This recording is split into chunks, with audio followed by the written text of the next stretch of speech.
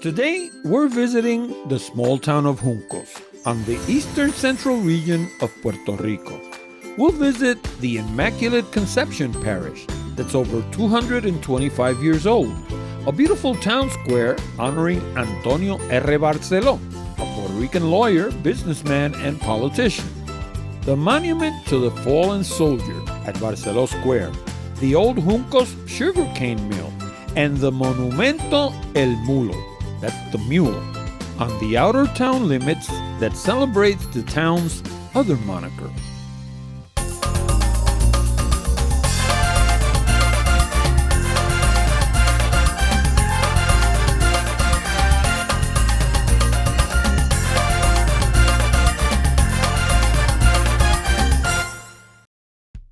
Puerto Ricans refer to Juncos as la ciudad del valenciano, the city of the Valencian, because of the original hacienda owned by a man from Valencia, Spain, where the city was established on August 3rd, 1792. But Juncos has another moniker. It's also called la ciudad de los mulos, the city of the mules, which most people believe is because of their celebrated AA baseball team, Los Mulos del Valenciano.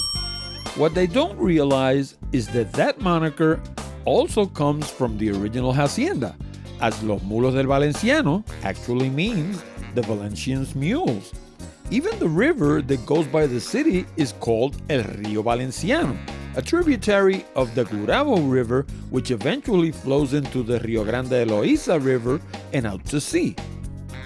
Like many towns on the island, Juncos has gone through rough times lately due to Puerto Rico's bankruptcy, which has been one of the largest in world history. Similarly, the municipality's decision to dedicate most of its best agricultural land to the manufacturing of pharmaceutical products and medical devices has brought prosperity to some sectors and the downfall of the original town. And of course, Juncos Plaza, a large shopping center across the street from the industrial area, is the final blow that has turned the original town of Juncos into a ghost town.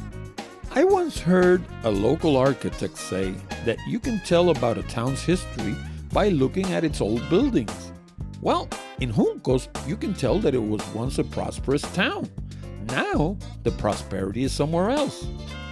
Getting to Juncos is easy, especially if you're coming from the Isla Verde, Condado, or Old San Juan areas. Just take the Americas Expressway, that's Road 18, the Ponce Toll Road, that's Road 52, and State Road 30. And it'll be the next town after Gurabo. Or better yet, just punch in the coordinates on screen and you'll get there in a jiffy. My wife and I visited Juncos on Monday, May the 1st. We got there around 8:30 in the morning.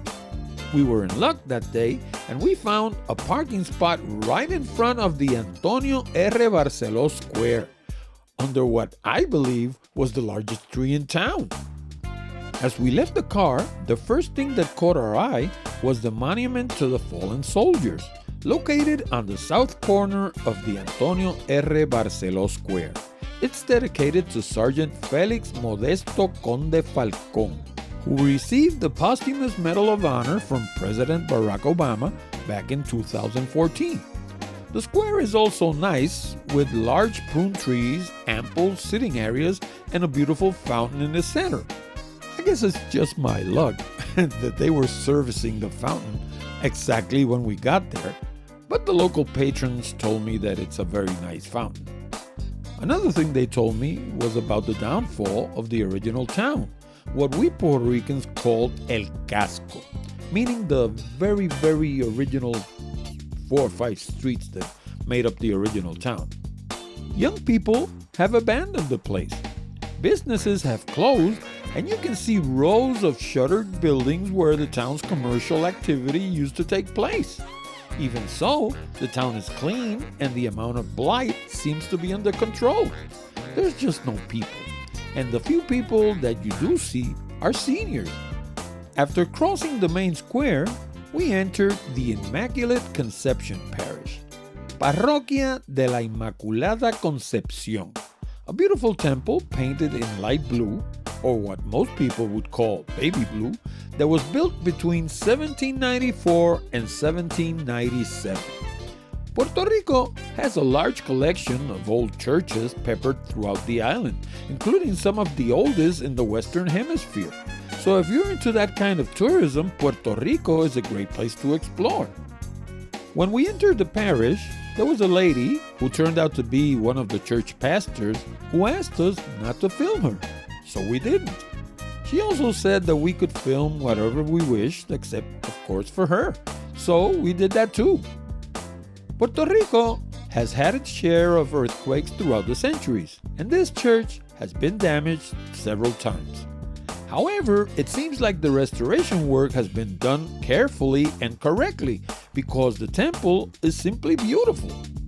If you're coming to Juncos or just driving by on your way to somewhere else, this is one place that deserves a visit.